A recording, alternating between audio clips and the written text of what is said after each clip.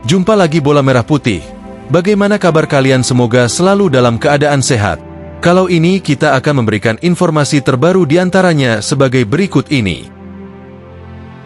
Tak hanya hebat di lapangan, Ricky Kambuaya diam-diam kejar gelar magister.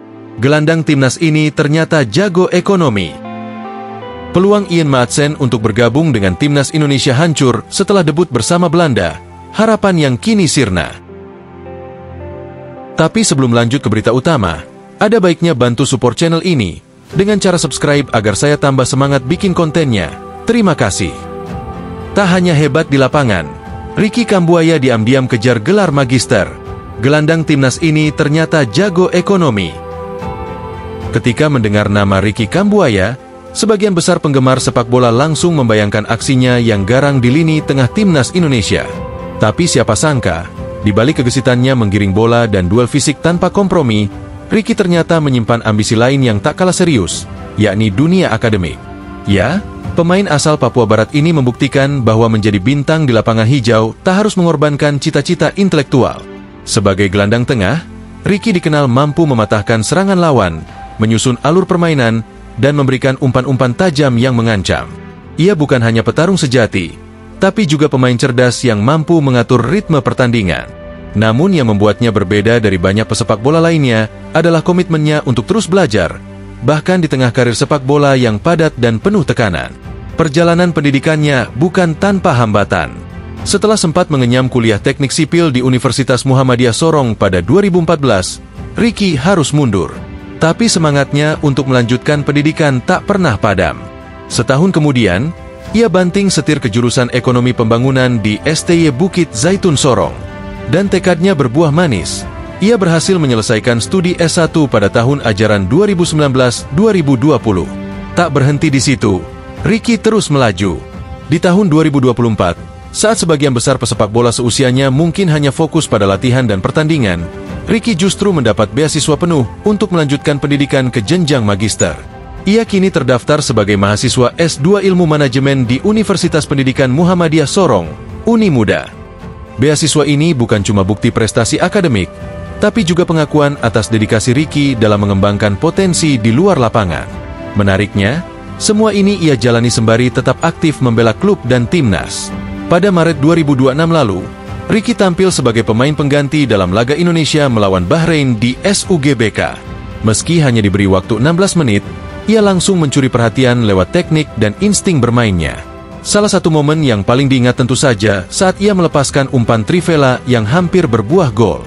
Umpan yang menunjukkan bukan hanya teknik, tapi juga kecerdasan dan kepekaan dalam membaca permainan. Statistik mencatat ia melakukan 12 sentuhan dan memenangi 2 duel dalam waktu yang sangat singkat. Meski bukan starter, kontribusinya tetap terasa. Ricky menunjukkan bahwa pengalaman dan pemahaman tak selalu tergantung pada durasi bermain, melainkan kualitas aksi di setiap menit yang ia jalani. Banyak yang bilang atlet dan pendidikan adalah dua jalur yang sulit dijalani bersamaan. Tapi Ricky Kambuaya justru membantah stigma itu. Ia jadi bukti nyata bahwa sepak bola bisa berjalan seiring dengan pendidikan tinggi. Ia bukan hanya inspirasi bagi rekan-rekan seprofesi, tapi juga bagi generasi muda Indonesia yang ingin menggapai lebih dari satu mimpi. Dengan bekal akademik dan pengalaman internasional di lapangan, Ricky tengah membangun fondasi untuk masa depan yang lebih luas. Apakah itu sebagai pelatih, analis, pengusaha, atau bahkan akademisi kelak, semua pintu terbuka lebar untuknya. Yang jelas, Ricky Kambuaya telah menegaskan bahwa menjadi bintang sepak bola bukan berarti berhenti belajar. Dan di dunia yang terus berubah, pemain seperti Ricky adalah contoh bagaimana olahraga dan pendidikan bisa menjadi senjata ganda yang luar biasa. Peluang Ian Maatsen untuk bergabung dengan timnas Indonesia hancur setelah debut bersama Belanda. Harapan yang kini sirna. Nama Ian Maatsen kini menjadi perbincangan hangat di kalangan pecinta sepak bola Indonesia. Pemain berusia 23 tahun ini ternyata memiliki darah Indonesia yang mengalir melalui ibunya, yang berasal dari keturunan Jawa Suriname. Hal ini membuat banyak orang berharap besar agar Maatsen bisa memperkuat timnas Indonesia di masa depan. Namun, harapan itu kini mulai memudar dan hampir mustahil terwujud. Beberapa waktu lalu, Maatsen sempat menjadi topik hangat karena kabar bahwa ia bisa dinaturalisasi oleh Indonesia.